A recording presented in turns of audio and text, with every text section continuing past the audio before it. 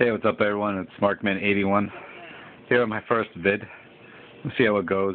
It's the first one. I'm not expecting anything too great about it, but I guess it's a start. And yeah, here we go. So, ever since Final Battle weekend, everyone's obviously been talking about Final Battle, and it was a good show. It really was. I enjoyed the hell out of it.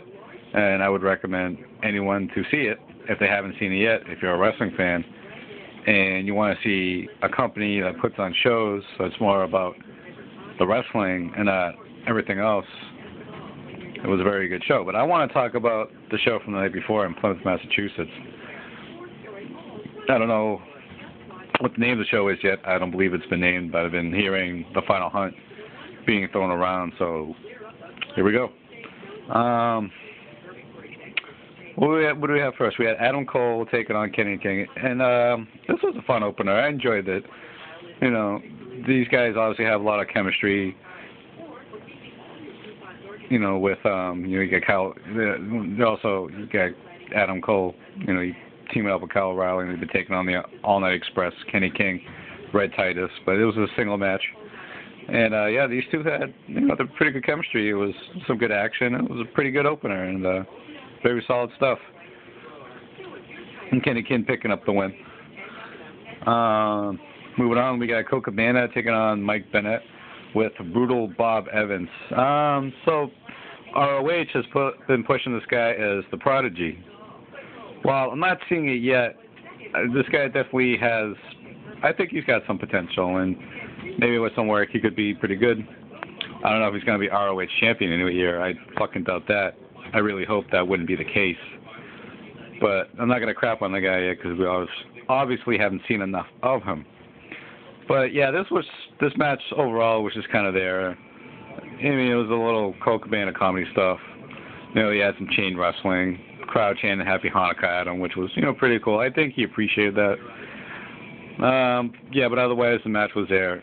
You kind of had the heel manager interference helping Mike Bennett pick up the win. So I guess this goes to kind of help him establish him as a heel. Not only getting a win over an established star, but getting him over in a way that obviously portrays him as a heel. Alrighty. Next match we had the Fallen Angel, Christopher Daniels, taking on Andy Right Leg Ridge. And this was a pretty solid match. I liked it. They definitely played the veteran versus rookie aspect very well, and he definitely helped Andy Ridge look good. And I see a lot of potential in Andy Right Leg Ridge. I think with some work, he can be a really good wrestler. And I think he's someone that people should be looking out for the future, because I definitely think this kid has wrestling in him, and over time will prove that. And yeah, Christopher Daniels also put him over after the match,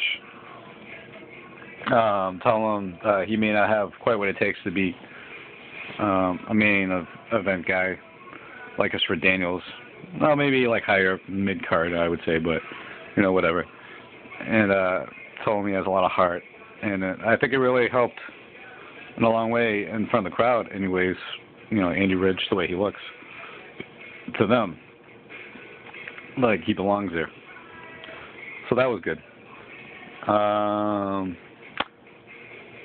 So what do we have next? We had the Briscoes take on Steve Corino and Kevin Steen, and this wasn't a bad match at all.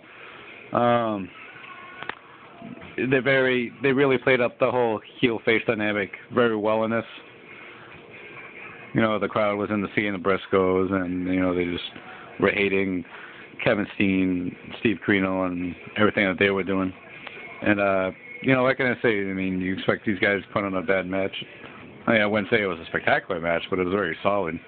But I felt like it ended kind of abruptly. Then it made sense though. Just like when it happened, I was like, really? I could have gone for a couple more minutes, but what are you going to do? So after that, it was intermission, and it was really quick. I mean, Yeah, it was only 4 matches, but it just felt like they just blew by. It literally was like an hour. Intermission started at like 9 o'clock, and the show started at 8. And so, anyways, after intermission, we had the 4-way El Generico versus Red Titus versus Ricky Reyes and the Grizz. This was an okay match. I'm not too impressed with Ricky Reyes nowadays. I don't know if it's just the way he's being booked. I mean, he doesn't seem like, I know he was part of the tag team with Asuka. Was it Asuka? Well, if anyone knows, I know this, but it's 3:36 in the morning. What are you gonna do? So yeah, this match basically I felt like it was just setting up. Actually, that really is what it was. It was just setting up El Generico, what was going to be the aftermath of the match, and it just kind of slowly built up till El Generico came in. Eventually killed anyone throwing the Yakuza kicks. He took out Grizzly Redwood at the end, with the brain buster, got the pin. And then he was going to put him in the Cradle Pile Driver, Kevin Steen's finisher. And then Steve Corino came out. It was basically kind of the same promo from an HDNet episode, I think, like maybe 3-4 weeks. I can't recall which episode it was. But, basically came out and said similar thing that he said on that episode, where telling Generico not to do this. It's gone too far. Just give the mask. Let it be over. And then eventually Steve Corino hit a Yakuza kick. Started getting walloped on. The Job Squad came out. And, last little bit of that storyline-wise going in the final battle. And then after that, we had T.J. Perkins taking on Kyle O'Reilly. And this was a very good match. It started off, back and forth with the mat wrestling, which was very good. They did a lot of good stuff. They got action-packed. They got a little stiff. And this was a really fun match. And I think this is when, the crowd, got into the show the most at that point. You know what I mean? Just after that match, it was just it was just the excitement was kicking in, and that was really cool. I enjoyed that match. I always liked T.J. Perkins. I know he was on the First of All show. He's been on at least several PWG shows. I know I got some of them in my collection, which are on the DVD rack, not too far from me right now. But I'm not going to look to see which ones exactly. So moving on, we got Sanjay Dutt versus Roderick Strong, and he was the replacement for Kenny Omega. And I read online that some people said they were at the show were crapping on the match, they just weren't. I guess they just weren't feeling Sanjay, and it seems like a lot of people aren't. But I'm happy to have Sanjay in. It was a very fun match. It was very back and forth. Sanjay doing what he does, the high flying stuff, and Roderick Strong counteracting everything that with what Roddy does. Chops, kicks, doing some super kicks. I noticed he's been doing the super kicks. Am I the only one who's noticing this? He's been using the super kicks a lot since his ending deal with Tyler Black. So yeah, anyways, that was a fun match, and I don't think it should disappoint when it comes out on DVD. I know some people didn't like it, but I think it's bullcrap. Sanjay Dutt worked his ass off, had a good showing. It wasn't as good as our Manhattan Mayhem 3 match, but definitely, I recommend seeing it. I mean, I don't know why some people got to be hard asses and, I understand it wasn't Kenny King, but come on, give the guy a fucking break. I mean, Sanjay Dutt's good. I mean, who doesn't fucking like Sanjay? That's bullcrap. So, yeah. Anyways, moving on. Main event time. Tag team. The final hunt. It remains to be seen. But, yeah. American Wolves taking on Kings of Wrestling. And right from the moment American Wolves came out, they were just immediately over red hot with the crowd. I mean, and who can blame them? I mean, Davey Richards, Eddie Edwards is the hometown guy. So, that just probably helped elevate it even more. Yeah, this was a very good match. I mean, they really played off the whole storyline well. The Wolves turning the back on Shane Hagedorn. Every time Shane Hagedorn tried to get involved, when someone get Irish whipped off the ropes, and he tried to grab. He never actually grabbed anyone, but many times he did try to grab.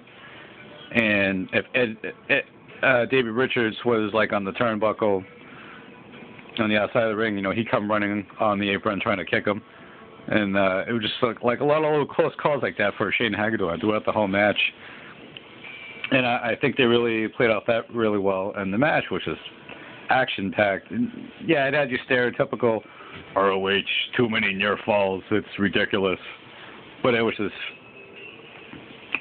exciting. It was just an exciting match. And going in, you knew the Kings weren't going to lose the belts to the Wolves, but throughout the match, you started getting the feeling like maybe that could happen.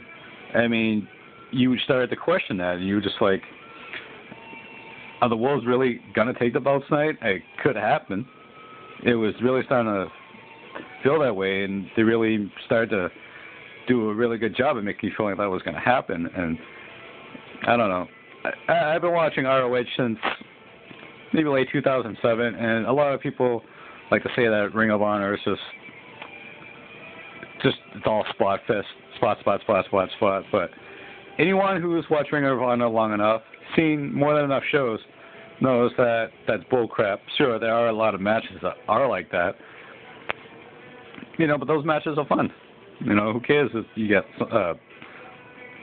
spot fest every once, okay, more than once in a while, but they're good for breaking up shows, When you got a serious show, going on, you get your scientific move, you got this, you got that.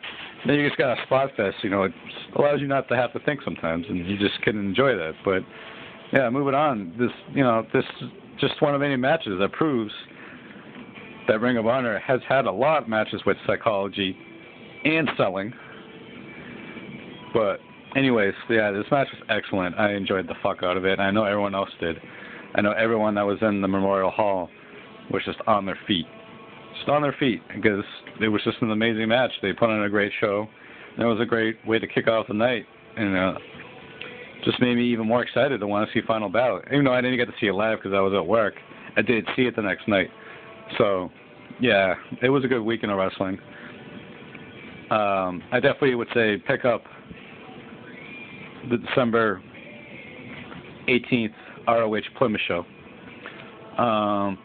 Not the most exciting on the card, but there's still some solid stuff in there. The last 3 matches were very good. You had storyline progression with El Generico and Steve Corino leading into the Kevin Steen El Generico Final Battle match. So, yep, that's basically about it. I gave it a pretty good show. I don't know what I'd rate it overall, but I'm going to guess maybe 8.25, 8.5. We'll have to see when the DVD comes out. But until next time, everyone, I'm Markman81, and I'll see you all later.